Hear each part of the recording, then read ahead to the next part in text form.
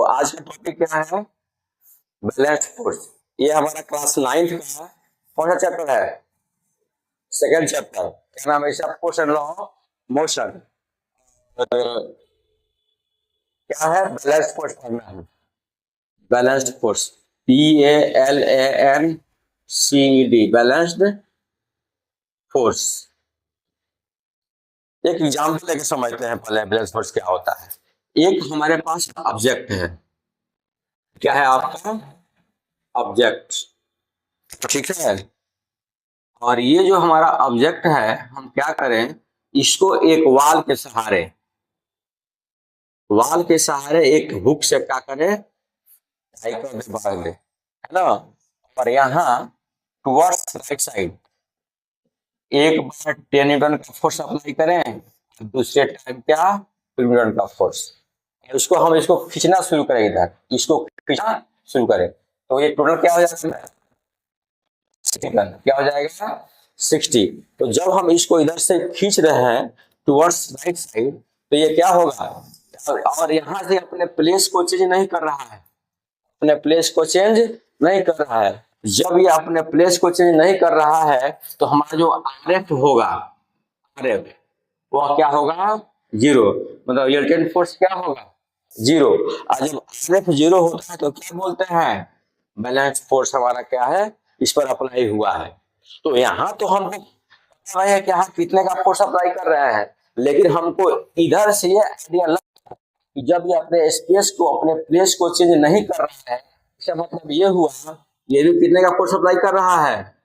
60 Newton का, है ना।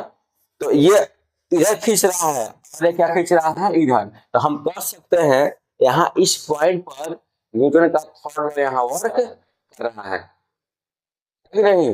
अब यहाँ तो ये फिक्स है, तो ये फिक्स है, तो इधर हम 60 न्यूटन का फोर्स अप्लाई कर रहे हैं, और ये अपने प्लेस को चेंज नहीं कर रहा है। इसका मतलब क्या हुआ? यहाँ भी 60 न्यूटन का फोर्स वाल द्वारा अप्लाई किया जा रहा है, तो RF हमारा क्या हो गया? 0 हो गया। तो हम कह सकते हैं कि if resultant force is 0, then we can say that we are applying the balance force. Getting or not getting? ऐसे बोल सकते हैं, कोई भी ऑब्जेक्ट यदि अपने प्लेस को चेंज नहीं कर रहा है, इसका मतलब ये है उस पर कौन सा फोर्स लगा है?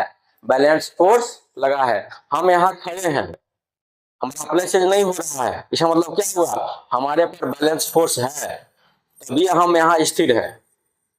जैसे ही फोर्स एक्स्ट्रा लगा तो हम मूव करना शुरू कर देंगे, तो यहाँ क्या जाएगा? मेरा अनबैलेंस फोर्स हो जाएगा। गेटिंग? दूसरी बात, ये जो सन के अराउंड जितने भी प्लैनेट्स क्या करते हैं, मूव करते हैं, वो भी हमारा क्या है? बैलेंस फोर्स ही है। क्या है? Balance force. बैलेंस फोर्स कैसे? जैसे हमारा ये सन है, ये हमारा क्या है? सन है, इसके अराउंड मूव करता है, तो इस पर 2 तरह के फोर्स अप्लाई करते हैं, है ना। और ये जो फोर्स जो हमारा, यदि नेट फोर्स ये हमारा क्या हो, 0 होगा, तभी ये फिक्स ऑर्बिट में क्या करेगा? ये मूव करेगा। मतलब क्या है? यहाँ ये बैलेंस फोर्स है, और जहां दबा गया, जहां इसका स्पीड अधिक हो गया आपका, तो इधर भागेगा और सीधा मूव करेगा। अब कम हुआ, यहाँ क्या हो जाएगा? टकरा जाएगा सन में, समझ गए ना। और जहां सन कोलैप्स किया, तो इसके अराउंड कौन मूव करता है? मून, वो भी खत्म हो जाएगा। जहां सन और मून का डिसबैलेंस शुरू हुआ, तो जितने भी प्लैनेट सब क्या हो जाएंगे? खत्म हो जाएगा, ब्रह्मांड हमारा खत्म हो जाएगा, ब्रह्मांड डिस्ट्रॉय हो जाएगा। समझ गए ना। इसमें क्या है, इसके कुछ और कैरेक्टरिस्टिक हम बता सकते हैं। ये जो हमारा बैलेंस फोर्स होता है, ये कोई रेस्ट में है तो रेस्ट में ही रहेगा इस फोर्स की वजह से, और मोशन में है तो मोशन में ही रहेगा। यदि आप बैलेंस फोर्स अप्लाई कर रहे हैं, तो जैसे आप नाव बना करके पानी में छोड़ दीजिए, वो अपने मन से इधर घूमता रहेगा, उसको आपको स्टॉप करना होगा, तो वहां एक एक्स्ट्रा फोर्स अप्लाई करना पड़ेगा, तभी स्टॉप होगा।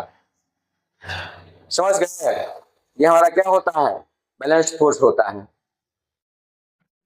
यदि ये रेस्ट में है तो रेस्ट में रहेगा, और मोशन में है तो मोशन में रहेगा। गेटिंग और गेटिंग? ये हमारा क्या हुआ? टोटल बैलेंस फोर्स का एक्सप्लेनेशन होगा। इसका नोट्स हम लिखवा देंगे, लिखवा भी चुके हैं। धन्यवाद।